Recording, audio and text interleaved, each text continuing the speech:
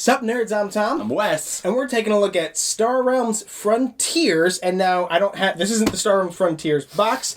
I actually, once I got this Universal Storage box, took Frontiers and put it in here, and saved my Frontiers box just for this video, and then left it in Orlando, where I live. What an idiot. Just a fool over here.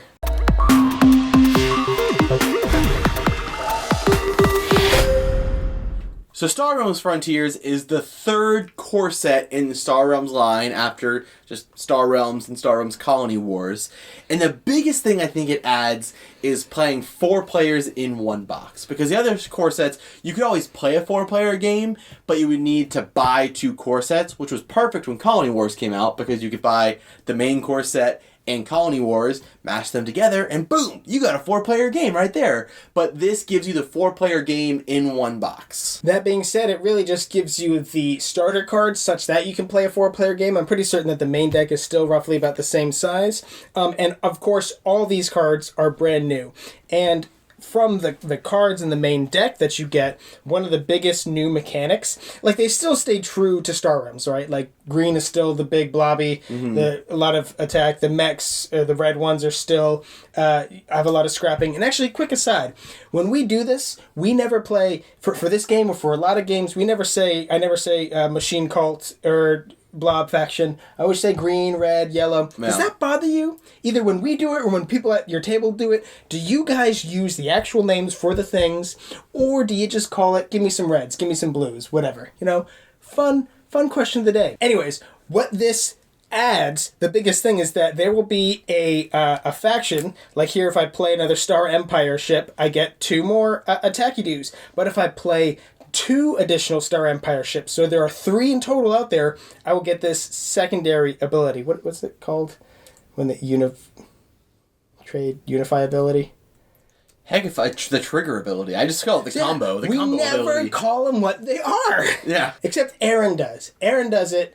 Aaron will stop and go look up what it's called to call it what it's called. Especially in videos. All of that comboing is great, and I love it when there's just more of that. I loved in the expansion set they gave you like the 2 different color combo cards. Yeah, that Unity. Like they could trigger 2 different colors, or they had like a red combo and a blue combo. This one is like there's a yellow combo and then a double yellow combo. So all of those, and it really does incentivize you to build decks that are like monocolor or dual color. Like sometimes you have to. Sometimes like I'm building a red-green deck because that's what I go for every game. However, sometimes there's aren't any reds and greens out there, and I'm like, fine, I guess I'll buy this blue card that I'm going to get rid of later because it's garbage. When we sat down with Darwin Castle at Gen Con to take a look at Frontiers, one of the things I was saying is I thought it was really cool that the expansion that came out prior to this one was the Unity, where it incentivized you to just go ham with the colors. You can just mix them all up, and a lot of things will trigger,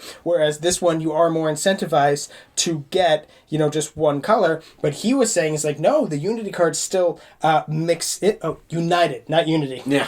He said those cards still mix in there really well because now this card that has yellow-green will help trigger this double yellow, and if you have another green, it'll help trigger your double green. So if you use United in with Frontiers, as long as you're probably still not good if you go with 4 colors with that. Yeah. But if you still stick with 2 colors and you get a yellow-green, you know what I mean? Like that will help trigger both of those 2 color things, you know what I mean? Yeah. Easily the best part about this expansion is that you get new Star Realms cards. This is probably one of our most played games of all time, especially if you counted playing it on the app, which means if I'm playing like the base Star Realms game, I know every single card in the deck. I know exactly which cards are powerful. I know which cards like seem powerful, but the deck I'm building, I want to skip that card and go with this one instead, which makes it a really cool, clean experience, and we can be very efficient with it. But having new cards to learn, especially your first time through, like I did not look through the deck to like, what's in this deck? What kind of cool things are there? Like just a little bit to see like the trigger abilities and stuff, like this is what the double triggers look like, okay. But like having that surprise if the lineup comes out and I'm like, what? That's crazy! What? Like having that new experience means it's a game that I am super familiar with. I never need to reference the rules. Like we can just play it really quick, but the next couple games I'm going to play this, it's going to be a brand new game. to me, that's like the best thing about it. Yeah, I really do think that. Wow, I like the new stuff with it, right? I like those double abilities. I like that they have it where there's 4 players in the one box.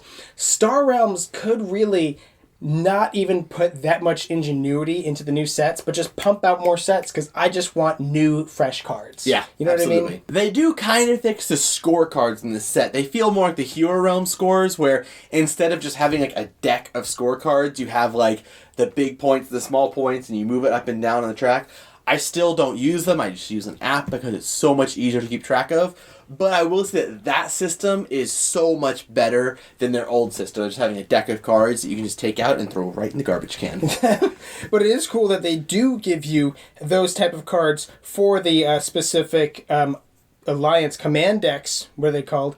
We're not going to talk about these too much in this video. We're going to do another video. But man, are these great. So if you like Star Realms, if you like deck builders at all, like Star Realms is such an inexpensive game. No matter who you are, Star Realms I feel like is at an accessible price point, which is why I think it's a game that every single person should own.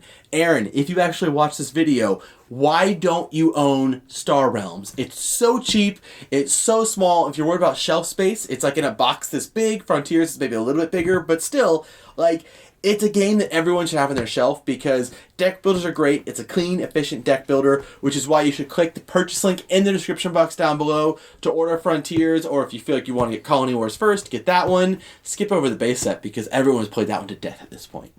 Yeah, in case you can't tell, Wes and I both have everything for Star Realms. We both have the Universal Storage Box. Aaron, oh, okay. It's where? It left. But Aaron doesn't own Star Realms. Can you believe it? While you're down there buying all the Star Realms stuff, you should subscribe to our channel so you'll never be bored. I hate him.